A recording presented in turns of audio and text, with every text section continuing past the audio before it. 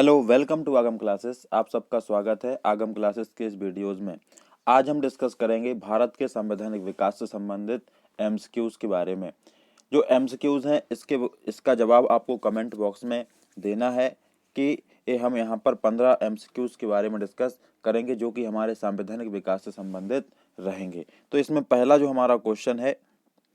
हमारा जो क्वेश्चन है इसमें है कि जो एआईसी को बंगाल, बिहार और उड़ीसा के जो दीवानी अधिकार हैं वो किस मुगल शासक के द्वारा या बादशाह के द्वारा कंपनी को दिए गए थे। इसका आपको आंसर देना है कमेंट बॉक्स में। दूसरा जो क्वेश्चन है, भारत में साम्यवाद आंदोलन के जो प्रणेता हैं वो कौन है, उसके बारे में बताना है।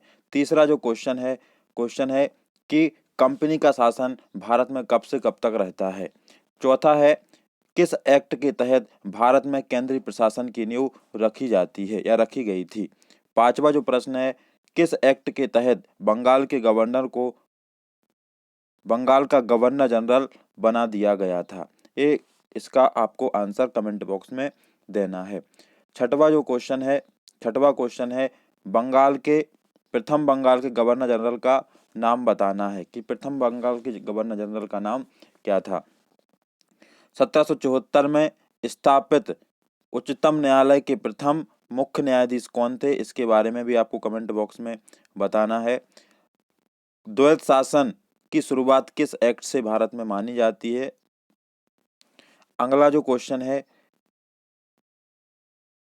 कौन से चार्टर अधिनियम के तहत कंपनी का व्यापारिक एकाधिकार समाप्त कर दिया जाता है, इसके बारे में बताना है।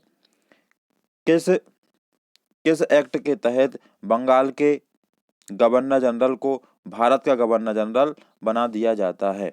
किस एक्ट के तहत बंगाल के गवर्नर जनरल को भारत का गवर्नर जनरल बना दिया जाता है, इसका आपको आंसर देना है। भारत के पहले गवर्नर जनरल कौन थे, ये बताना है। प्रथम विधि आयोग के जो अध्यक्ष हैं इसके बारे में आपको बताना है।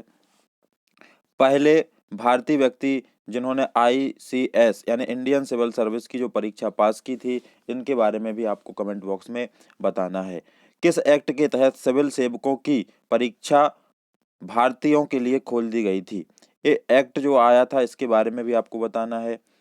अगला जो लास्ट क्वेश्चन है कि भारत में कंपनी के अधीन क्षेत्र को पहली बार ब्रिटिश आधिपत्य का क्षेत्र किस एक्ट के तहत कहा गया था, इसके बारे में भी आपको बताना है।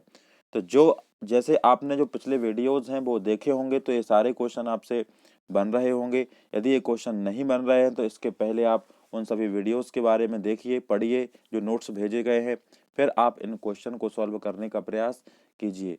इनका सभी क्वेश्चन का जो आंसर है इसको आपको कमेंट बॉक्स में देना है।